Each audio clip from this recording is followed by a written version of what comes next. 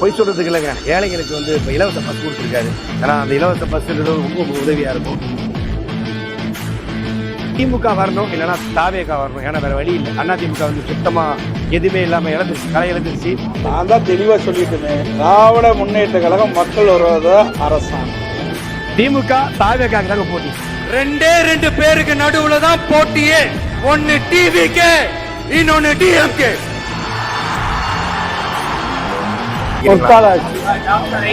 தமிழகத்தில் எந்த மினிஸ்டர் பண்ணாரு? ஃப்ரீ பஸ் 1000 ரூபாய் உள்ளிட்ட 341 கோடியே 77 லட்சம் ரூபாய் மதிப்பீட்டில் 2559 முடிவுற்ற பணிகளை திறந்து வைத்தும் சும்மா பேசிக்கலாம். 4 படத்தில் நடிச்சுட்டு 4 கையை ஆட்டிட்டு நான் தான் முதல்ல சொல்லிக்கலாம். இன்னைக்கு தமிழ்நாடு இருக்கிற சூழல்ல நாம் ஒரு புதிய வரலாற்றை படைப்பதற்கு தயாராக வேண்டிய அவசியத்தை நீங்க எல்லாருமே நல்லா புரிஞ்சு வச்சுட்டு இருப்பீங்கன்னு நான் நம்புறேன். உங்களுக்கு ரேப் பண்ணாலும் ஒன்றும் ஆகாது. நீங்க என்ன ட்ரெஸ் போட்டு போனாலும் உங்களுக்கு வந்து ஆபத்து மட்டும்தான் வரும்.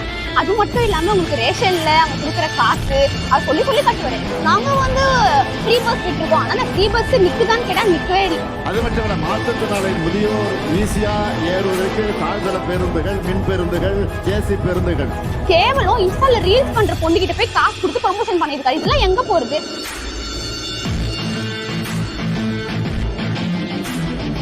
அதே மாதிரி இந்த தடவை கண்டிப்பா நடக்காது. இந்த தடவை விஜயன் வருவாரு, சோ சேஞ்ச் பண்ணுவாரு. அரசியல்னா என்னங்க? ஒவ்வொரு குடும்பமும் நல்லா வாழணும்னு நினைக்கிறது அரசியலா? இல்ல ஒரே ஒரு குடும்பம் மட்டும்? சொல்றது ஒரே ஒரு காரணம். நிறைய இன்சிடென்ட் நடந்தது, நிறைய மக்கள் வந்து இறந்தாங்க ரீசெண்டா கரூர்ல. அது உங்களுக்கு எல்லாமே தெரியும். அது வந்து எவ்வளவு பெரிய ஒரு சிபிஐ மூவி பார்த்து வந்து அவர் அதை பண்ணாருன்னு உங்களுக்கு தெரியும். அவ்வளவு பெரிய ஆக்டிங். திமுக மட்டும் வரலைன்னா நம்ம சிரமப்படுவோம். இந்த நலத்திட்டங்கள் வந்து இன்னும் அழிய வாய்ப்பு இருக்கு. தமிழ்நாட்டு மக்களை பொறுத்தவரை ரொம்ப வேதனைப்படக்கூடிய விஷயங்கள் நடக்க போகுது. சில நல்ல திட்டங்களை கொண்டு வந்திருக்கிறாங்க. அவங்க கொண்டு வந்த திட்டங்கள் எல்லாம் மக்கள் பயனடைகிற திட்டம் தான். இந்தியாவிலே விளையாட்டு மேம்பாட்டில் சிறந்த மாநிலம்னு ஸ்போர்ட்ஸ் விருதையும் தமிழ்நாடு தான் பெற்றிருக்கு. அரசு வந்து 24 மணி கண்காணிக்கிறது தான். ஒரு சிலரை கண்காணிக்க தவறு நடக்கிறதுக்கு காரணம் அது வந்து சூழ்நிலை, சர்க்கம்ஸ்டன்ஸ் சொல்லுவாங்க, சூழ்நிலை இடங்கள். அப்போ அதை வந்து அரசு எப்படி தனி மனித எங்கெல்லாம் போய் நிற்போம் ஒரு இடத்துல கண்டுபிடிக்க முடியுமா?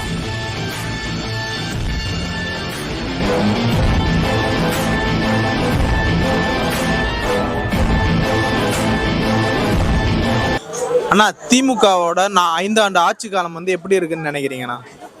பொய் சொல்கிறதுக்கு இல்லைங்க, ஏழைங்களுக்கு வந்து இப்போ இலவச பஸ் கொடுத்துருக்காரு. ஏன்னா அந்த இலவச பஸ்ன்றது ரொம்ப உதவியாக இருக்கும். ஏன்னா ஒரு 100 ரூபா இல்லாமல் நம்ம வந்து மெட்ராஸ் சிட்டி உள்ள பஸ்ஸில் போக முடியாது. அதில் ஒரு 3000 ரூபா மிச்சம் ஆகுது லேடிஸுக்கு. அது ஒரு நல்ல விஷயம். சில பேருக்கு வந்து 1000 ரூபா மாதமான சம்மானம் தந்திருக்காரு. அதுவும் நல்ல ஒரு விஷயம். நல்லா எல்லோரும் கிடைக்கல, கிடைச்சிக்குள்ள சந்தோஷம். நம்ம நல்ல நல்ல நிகழ்ச்சிகள் ஏற்பாடுகள் செஞ்சுட்டு இருக்காரு. அதனால் திமுக வரலாம் ஒரு நம்பிக்கை. திமுக வரணும், இல்லைன்னா தாவேகா வரணும். ஏன்னா வேறு வழி இல்லை. அதிமுக வந்து சுத்தமாக எதுவுமே இல்லாமல் இழந்துருச்சு, களை இழந்துருச்சு. முகம் இல்லை, அம்மான்ற முகம் இல்லை, எம்ஜிஆர்ன்ற முகம் இல்லை. அதனால் வந்து அது அதிமுக வராது. அதிமுக வராது. திமுக தாவேகாக்கு தாங்க போட்டி. ஆட்சி அமைக்கிறது செம்ம டஃப்பாக இருக்குங்க, சரியான டஃப்பாக இருக்கும். பணம் காசு பொருளும் ஏழை மக்களுக்கு உதவியாக இருக்கும்னு நினைக்கிறேன். அதனால் எது வரும்னு கண்டிப்பாக சொல்ல முடியாது. திமுக அல்லது தாவேகா, மீதெல்லாம் எங்கே இருக்கு இல்லைன்னு கூட தெரியவே தெரியாது, மறைஞ்சிடும். தமிழகத்தில் எந்த மினிஸ்டர் பண்ணாரு? ஃப்ரீ பஸ்ஸு 1000 ரூபாய். ஒரு அந்த டைமில் வெள்ள டைமில் 5000 ரூபாய் கொடுத்துட்டு கதையை முடிச்சிடுவாங்க. இவர் மாதம் 1000 ரூபாய் தராரு. வேற எந்த இதில் யார் பண்ணா? அதே போல் பிரச்சனை வந்தால் யார் போய் நிற்கிறா? இவர் தான் நிற்கிறார். அதாவது பிரச்சனைகள் வரும்போது யார் நிற்கிறது? தளபதி தான் நிற்கிறார், ஸ்டாலின் தான் நிற்கிறார், வேற யாரும் நிற்கிறார். நல்லதோ கெட்டதோ திமுக தான் நிரந்தரமாக இருக்கணும், நிரந்தரமாக வரணும். அதான் மக்களுடைய முக்கால்வாசி இலட்சியமே. அவங்களுக்கு வந்து திமுக தான் வரணும், வேற எந்த கட்சியும் வரது. எந்த கட்சி வரப்போது? எதுவுமே வராது. சும்மா பேசிக்கலாம். 4 படத்தில் நடிச்சுட்டு 4 கையை ஆட்டிட்டு நான் தான் முதல்ல சொல்லிக்கலாம். மத்திய இதில் சொம்பு அடிச்சுக்கிட்டு இபிஎஸ் இருக்காரு, சொம்பு அடிச்சுக்கிட்டு ஆண்டு சொல்லிக்கிட்டு இப்போ 100 நாள் வேலையும் அதுவும் 25 நாள் ஆக்கிறதுக்கு சொம்பு அடிக்கிறாரு. அவரை பேரெல்லாம் தலையே தூக்க முடியாது. ஒன்று தூக்குறது ஸ்டாலின் தான். நெல்சன் மண்டேலாக்கு அப்புறம் கலைஞர் தான். நெல்சன் மண்டேலாக்கு அப்புறம் கலைஞர் தான் எதிர்கட்சி தலைவர். மற்ற யாரும் இது போலாம் இருந்ததில்லை.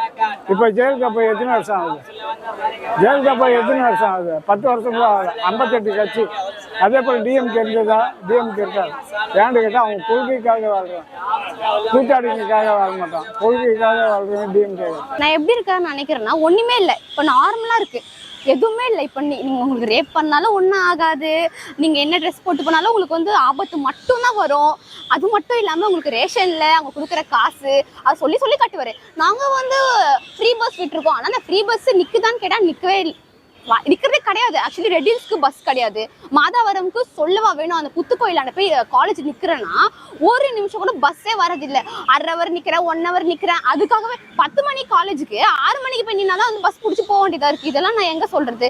அது மட்டும் இல்லாமல் வந்து ரொம்ப மிடில் கிளாஸ் பீப்புளுக்கு வந்து அவங்க கொடுக்குற காசுமே போகிறது கிடையாது. அவங்க பொங்கல் காசு கொடுக்கணும்னு சொல்கிறாங்க, அதெல்லாம் ஒன்றும் போகிறது. அரிசி நல்லா இல்லை, சக்கரை நல்லா இல்லை. சரி, அப்போ புரியல எனக்கு. அப்போது மிடில் கிளாஸ் இருக்கவங்க என்ன தான் பண்ணுவாங்க? சரி, கொஞ்சம் ரிச்சாக இருக்காங்கன்னு வச்சுக்கோ, ஓகே, அதில் டேக்ஸு கிக்ஸ்ன்னு போட்டு தீர்த்திடுறீங்க, எது பண்ணாலும் ஒன்று சொல்லிடுறீங்க. அப்புறம் வந்து ஓட்டு கேட்குறவங்க மட்டும் நான் உங்களுக்கு அது பண்ணியிருக்கோம், ஃப்ரீ பஸ் விட்டுருக்கோம், அப்படி பண்ணியிருக்கோம், இப்படி பண்ணியிருக்கோம்னு சொல்லிட்டு வந்துடுறீங்க. இது என்னன்னா ஒரு முக்கியமான விஷயம். அவரை வந்து நம்ம எடுத்து எந்த ஸ்பீச்சும் கொடுக்கக்கூடாது. அப்படி கொடுத்தாலுமே வந்து ஒரு பெரிய டான் அவர், ஓகேவா? அவர் வந்து எப்படி நம்மளை போட்டு அடிப்பார்லாம், நம்மளால அவருக்குள்ள நம்ம நிற்கக்கூட கூடாது. அவர் வந்து ஒரு ஹீரோ, அவரு நினச்சிக்கிறாரு அவர் வந்து ஒரு ஹீரோ, சூப்பர் ஹீரோ, நம்ம நாட்டுக்கு அவரோட சூப்பர் ஹீரோ. அவர் தான் நம்மளை காப்பாற்றுறாரு. அவர் வந்து ஒரு மிலிட்ரி மேன் மாதிரி. அப்படியே கொஞ்சம் இமேஜின் பண்ணுங்க, அது மிலிட்ரி மேன் நடந்து வர மாதிரி அப்படிலாம் பண்ணுங்க. எனக்கு ஒன்றுமே புரியல. ஆக்சுவலி இந்த ஆட்சி நான் எப்படி பார்க்குறேன்னா வந்து அவருக்கு எத்தனையோ வருஷம் போட்டு போட்டு போட்டு போட்டு ஏமாந்துருக்கோம். ஆனால் இந்த வருஷம் கண்டிப்பாக சொல்கிறேன், அவருக்கு வந்து ஓட்டு போட்டு நம்ம யாரும் போட மாட்டாங்க, அது தெரிஞ்ச விஷயம். ஏன்னா வந்து அவர் வந்து அவர் மீட்டிங்க்கு வந்து காசு கொடுத்து தான் கூப்பிட்றாங்க. இது வெளில வந்துச்சு. கேவலம் இன்ஸ்டால ரீல்ஸ் பண்ணுற பொண்ணுகிட்ட போய் காசு கொடுத்து ப்ரொமோஷன் பண்ணியிருக்காரு. இதெல்லாம் எங்கே போகிறது? 5 வருஷமா ஆட்சியில் இருக்காரு, அவர்கிட்ட இல்லாத காசே ஏன் ஒரு நாட்டே வாங்குற அளவுக்கு காசு இருக்கு.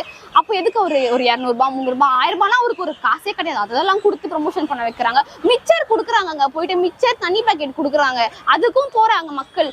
ஏன் போறாங்கன்னா அவங்களோட தொண்டன். இப்போ வந்து எப்படின்னா ஒரு ஃபேமிலியில் யாராச்சும் ஒருத்தர் திமுகவுடைய ஃபேனாக இருப்பாரு. ஏன்னா வந்து அது காலங்காலமாக வந்துட்டு இருக்கு. நம்ம காலங்காலமாக ஜாக்கி ஜெட்டி யூஸ் பண்ணுற மாதிரி, சரி எதுக்கு இன்னொரு செட்டி நம்ம யூஸ் பண்ணோம் அப்படின்னு நினைப்போம். அதே மாதிரி தான் திமுக நான் பார்க்குறேன்.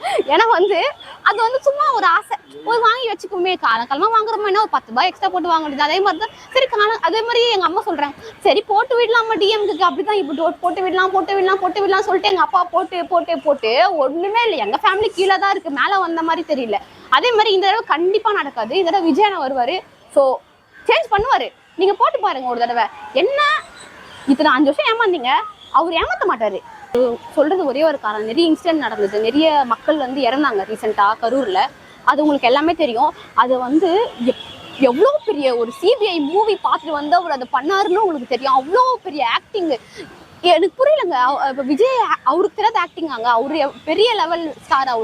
அவரே ஆக்ட் பண்ணாமல் நார்மலாக ஒரு சேவை செய்யணும் இருக்காரு. ஆனால் அவங்க வந்து செம்மையாக ஆக்ட் பண்ணுறாங்க. அது மட்டும் இல்லாமல் அவங்கக்கிட்ட நிறைய காசு இருக்குது. இங்கே வந்து காசு இருந்தால் மட்டும்தான் இருக்க முடியும். அவர்கிட்ட உண்மையிலே அவர்கிட்ட காசு இருக்குது, அவரால் காசு கொடுத்த மக்களை வாங்க நினச்சிட்டு இருக்காரு. இந்த அப்படி கிடையாது. ஏன்னா இந்த தடவை எல்லாரும் கொஞ்சம் தெரிஞ்சுக்க ஆரம்பிச்சிட்டாங்க. இப்போ எங்கள் பாட்டியே வந்து ஒரு டிஎம்கே ஃபேன் தான். பட் இப்போ வந்து இல்லை, நம்ம மாற்றணும், நம்ம வீடியோ இப்படி இருக்குது, நம்ம ஒரு நாட்டுக்கு ஒரு நல்ல தலைவர் வந்தால் தான் மாறும், அவர் வந்தால் கண்டிப்பாக மாறும் நான் நினைக்கிறேன். ஸோ நீங்கள் எல்லாருமே அவருக்கு பண்ணுங்கள். ஏன்னா நமக்கு சேஞ்ச் வேணும்ல, ஒரு சேஃப்டி வேணும்ல, ஒரு படிக்கிறனால படிக்க ஸ்காலர்ஷிப் வேணும், ஒரு நல்ல ரேஷன் கார்டு அரிசி வேணும், ரோடு நல்லா இருக்கணும், ஒரு நாடு வந்து எப்படி இருக்கணும், ஒரு ப்ராப்பராக இருக்கணும், சேஃபாக இருக்கணும், ஒரு மணிக்கு வெளில போக சேஃபாக இருக்கணும், ஒரு நல்ல நமக்கு பிடிச்ச ட்ரெஸ் போகணும், ஒரு ஃப்ரீடமான கண்ட்ரியாக சொல்கிறீங்களே தவிர எதுவுமே ஃப்ரீடம் இல்லைங்க. அவங்கள எதிர்த்து நம்ம பேசக்கூட முடியாது, பேசணும்னு ஆள் வச்சு அடிக்கிறாங்க. என்ன இது எனக்கு புரியல. எதை வச்சு மேம் சொல்றீங்க திரு விஜய் அவர்கள் ஆட்சிக்கு வந்தா நல்லாட்சி பண்ணுவாருன்னு?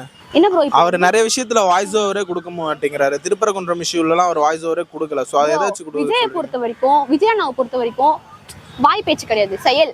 அவரே சொல்லியிருக்காரு. அவர் வந்து எல்லாமே செஞ்சுட்டு தான் ப்ரோ இருக்காரு. நிறைய ஃபண்டு பண்றாரு, வெளியில வர மாட்டேங்குது. ஏன்னா அவருக்கு புகழ்ச்சி பிடிக்காது.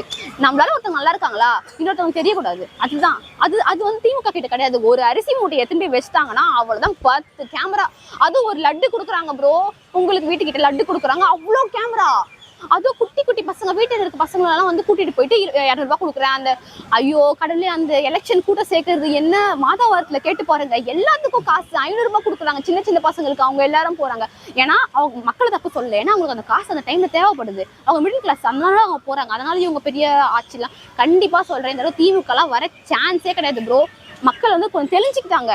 மேக்ஸிமம் விஜய் தான். அவர் மட்டும் ஓட் போட்டனா வந்து இந்த ஹிஸ்ட்ரியிலே இருக்கும் ப்ரோ. ஃபர்ஸ்ட் ஒரு ஆக்டர் வந்து டைரக்டா சிஎம் போஸ்ட் நின்று வின் பண்றதா ஒரு ஹிஸ்டரி பேசுவோம். ஏன்னா அவர் நல்லா பார்த்துப்பாரு ப்ரோ. அவருக்கு வந்து பேச்சு சும்மா பேசுறது, இந்த அடிதடி இதெல்லாம் வந்து அவருக்கு பிடிக்காது. அவருக்கு வந்து செய்யணும், மக்கள் நல்லா செய்யணும். அவருக்கு வந்து என்னன்னா நம்மளா அவங்களால தான் நம்ம நல்லா இருக்கும், ஒரு நல்ல வீட்டில் இருக்கும், நம்மளால முடிஞ்சது கொடுக்கணும், அதுதான் அவருக்கு. இந்த நம்மளை பொறுத்தளவு அனுபவ ரீதியாக பேசுனா திமுக வந்து ஆட்சி காலம் வந்து ஒரு 70% நல்லா தான் இருக்குது. இன்னைக்குள்ள முன்னேற்றங்கள், அவங்களுடைய நலத்திட்டங்கள், இதுவரை யாரும் செய்யாத நலத்திட்டங்கள்லாம் செஞ்சிட்ருக்காங்க. ஆனால் வந்து அதை வந்து ப்ரொபகேஷன் பண்ணுறவங்க தவறுதலாக வந்து ப்ரொபகேட் பண்ணுறாங்க. நாளைக்கு என்ன ஆகும்னா இதையும் செய்ய விடாமல் நிலைமைக்கு தள்ளப்பட்டுருவாங்க, தமிழ்நாடும் தள்ளப்பட்டுருக்கும். அந்த இதை வந்து எதிர்கொள்ள போகிறோம். திமுக மட்டும் வரலைன்னா நம்ம சிரமப்படுவோம். நம்ம இந்த நலத்திட்டங்கள் வந்து இன்னும் அழிய வாய்ப்பு இருக்குது. தமிழ்நாட்டு மக்களை பொறுத்தவரை ரொம்ப வேதனைப்படக்கூடிய விஷயங்கள் நடக்க போகுது. அதுதான் மக்கள் வந்து ஏதோ ஒரு விளம்பர ரீதியாக வந்து ஏதோ ஒன்று புதுசாக ஒன்று ஆசைப்படுறாங்க. அந்த ஆசை வந்து நாளைக்கு தலைகளாக மாறிடும். அவங்க நிறைய ஆசையாகி போயிடும். இது வந்து ஒரு கட்டுக்கோப்பாக ஒரு அரசாங்கத்தை நடத்திட்டு வர்றாங்க. எனக்கு தெரிஞ்சு இந்த கட்டுக்கோப்பு வந்து தடுமாறுறதுக்கு வாய்ப்புகள் இருக்குது, அதிகமாக இருக்குது. அது ஒன்று மட்டும் தெரிஞ்சுங்க, எந்த ஸ்டேட்லேயுமே இல்லாதலாம் இல்லை, எல்லா ஸ்டேட்லேயும் இருக்குது. அதாவது ஒரு 8 கோடி மக்கள் இருக்காங்க. நம்ம ஒரு 5 பேர் இருக்கோம் வீட்டில். நம்ம 5 பேர் ஒரு தெருக்குள்ளே ஒரு 10 வீடு இருக்குது. ஒரு தெருக்குள்ளே 20 வீடு 30 வீடு இருக்குது வச்சுக்கலாம். அந்த 30 வீடுக்குள்ளே தெருக்குள்ளே ஏதோ எக்கச்சக்கமான பிரச்சனை நடக்குது. அது இருக்க தான் செய்யும். அது வந்து எப்படின்னா அது மனிதருடைய நாகரிக ஏதோ நினச்சிட்டு இருக்காங்க. அந்த நாகரிக தவறாக புரிஞ்சுக்கிட்டதுனால இளைஞர்களோ மற்ற அந்த வயசில் உள்ளவங்க தப்பு பண்ணுறாங்க. அந்த வந்து காரணம் என்னென்னா இதுதான் நாகரிகம் நினச்சி அவங்களாம் நினச்சிக்கிட்டது தான். இது அரசாங்கம் வந்து பொறுப்பு இல்லை. இதெல்லாம் பண்ணாமல் தடுக்கிறதுக்கு தானே அரசாங்கம் இருக்குது. அரசாங்கம் வந்து இப்போ எல்லாமே இருக்குது. அப்படி அரசாங்கமே இந்த மாதிரி தடுக்கலைன்னா இன்னும் வந்து எவ்வளோ தவறுகள் நடந்திருக்கும்ல, லட்சம் ஆயிருக்கும்ல, 1-2 லட்சம் ஆயிருக்கும்ல. உண்மையாகவே பொற்காலமான ஆட்சி காலம் தான். சில நல்ல திட்டங்கள்லாம் கொண்டு வந்திருக்கிறாங்க. அவங்க கொண்டு வந்த திட்டங்கள் எல்லாம் மக்கள் பயனடைகிற திட்டம் தான். சில இடங்களில் ஒரு சில இடத்துல குறைபாடுகள் உண்டு தான். அது ஒரு சில இடங்கள் எல்லா ஆட்சியாளருமே 100% பண்ணிட முடியாது. வந்தவங்களாம் 100% பாஸ் ஆகிட்டாங்களா? 100% பாஸ் முடியாது. 100%ல் திமுக வந்து ஒரு 75% தன் சொன்ன வாக்குகள் நிறைவேற்றியிருக்கிறது. அவங்களுக்கு இன்னும் ஒரு வரையும் இன்னும் தேவைப்படும் நாட்கள். ஏன்னா ஏற்கனவே இருந்த சூழ்நிலை மாற்றுறதுக்கு கால நேரம் எடுத்துக்குது. அது ஆட்சி ஒரு ஆண்டுக்குள்ளே அது எல்லாத்தையும் மாற்றணும். அதுக்கப்புறமா ஸ்டெபிலைஸ் ஆகணும், ஆட்சியில் கொண்டு வரணும், ஆட்சியாளர் கட்டுப்படுத்தணும். எந்த துணியும் அவர் கட்டுக்கோட்டில் இருக்காது. அதை கொண்டு வரதுக்கு 1.5 வருஷம் ஆகிருக்கும். அதுக்கப்புறம் நல்ல திட்டங்களை செய்யணும். இப்போ நிறைய நல்ல திட்டங்கள் இன்றைக்கி பழைய ஓய்வு திட்டம் கொண்டு வந்திருக்கிறாரு, வரவேற்கத்தக்கது தான். அது மாதிரி சில மகளிருக்கான இலவச பேருந்து 1000 ரூபாய், இதெல்லாம் எந்த மாநிலத்தில் இல்லாத தமிழ்நாட்டில் இருக்குதுல்ல. மகளிருக்கு இலவச பேருந்து வந்தாலுமே மகளிருக்கு சேஃப்டியே இல்லைன்னு சொல்கிறாங்க. அதை பற்றி என்னென்ன? எப்படி சேஃப்டி இல்லை? ஆமாம், நான் சேஃப்டியே சுத்தமாக இல்லை. யாருமே தனியாக போக மாட்டேன். அபியூஸ் ஹராஸ்மெண்ட்லாம் நிறைய நடக்குதுறாங்க. எங்கேயுமே நடக்கலையே. இப்போ ரீசெண்டாக கோயம்புத்தூரில் கூட ஏர்போர்ட்டுக்கு பின்னாடியே கேங் ரேப் நடந்திருக்கு. யூனிவர்சிட்டிக்குள்ளே ரேப் நடக்குது. விமன் சுத்தமாக சேஃப்டியே இல்லைன்னு. அது வந்து தவறான தப்பு. அரசு வந்து 24 மணி நேரம் கண்காணிக்கிறது தான். ஒரு சிலரை கண்காணிக்க தவறு நடக்கிறதுக்கு காரணம் அது வந்து சூழ்நிலை, சர்க்கம்ஸ்டன்ஸ் சொல்லுவாங்க, சூழ்நிலை இடங்கள். அப்போ அதை வந்து அரசு எப்படி தனி மனித எங்கெல்லாம் போய் நிற்பான் ஒருத்தனை கண்டுபிடிக்க முடியுமா? பிரைவேசியை கட்டுப்படுத்த முடியுமா? தனி மனித பிரைவேசியை கட்டுப்படுத்த முடியுமா? அது நடக்கிற தப்பு தானே. எங்கே இப்போ அவ்வளோ ஒரு 100% முழுமையாக அதுக்கு எடுத்த தண்டனைகளை கொடுத்த தண்டனை அதிகமாக போனாங்க. நீங்கள் அண்ணா யூனிவர்சிட்டி நடந்து உடனடியாக தண்டனை கொடுத்துட்டாங்களே ஞானசேகரனுக்கு. இன்னும் அவங்க என்ன நடத்தினாங்க? ட்ரையல் நடத்தி உடனே அவன்கிட்ட தண்டனை வழங்கப்பட்டது. 2 ஆயுள் தண்டனை அவனுக்கு கொடுத்துருக்குறாங்களே. சரிப்பா, ஒரு யூனிவர்சிட்டி ஃபுல்லாக எக்ஸாம் நடத்துகிறாங்க, அவ்வளோ காப்பி அடிக்காதுக்கிறாங்களா? ஒரு யூனிவர்சிட்டியை ஃபுல்லாகவே கண்ட்ரோல் பண்ணுறோம், 1-2 இடத்துல பிடிச்சி அரெஸ்ட் பண்ணுறாங்களே. ஏன் நீட் தெருவில் அதை வந்து இதை பிடிக்கலையா? எவ்வளோ மூக்குத்தியை கட்டுறான், தாலியை கட்டுறான் அப்படின்னு கூட தவறு நடக்குது. எவ்வளோ கண்ணுக்கு அது விளக்கண்ணை ஊற்றி பார்த்தா கூட தவறு நடக்கும். புரியுதா? தவறு நடக்காத இடங்கள்லாம் கிடையாது, தவறு நடக்கும். மேக்ஸிமம் எவ்வளோ தவறை குறைக்கிறாங்கன்றத பாரு. எஃப்ஐஆர் போடுறாங்களா? எஃப்ஐஆர் போட்டாச்சுல்ல, எல்லாத்துக்கும் எஃப்ஐஆர் போட்டாச்சு. பாலியல் குற்றவாளி எல்லாருக்கும் எஃப்ஐஆர் போட்டு தண்டனை கொடுத்தாச்சு. அரசு நடவடிக்கை எடுக்குது. நாளைக்கு நல்லபடியாக இருந்துச்சு. மறுபடியும் திமுக தான் வரணும், வந்தால் தான் நல்லது. நல்லபடியாக நல்லா ஆட்சி நடக்குது. நல்ல கோவிலுக்கெல்லாம் கும்பாபிஷேகம் பண்ணியிருக்கிறாங்க. இதுக்கு முன்னாடி கோவிலுக்கு கும்பாபிஷேகம் பண்ணாட்டினாலும் இந்த பீரியடில் 1000 கோவிலுக்கு கும்பாபிஷேகம் பண்ணியிருக்கிறாங்க. மேற்கொண்டு பழைய கோவிலெலாம் புராதனம் பண்ணிக்கிட்டு இருக்கிறாங்க. அதனால் கண்டிப்பாக வரும்.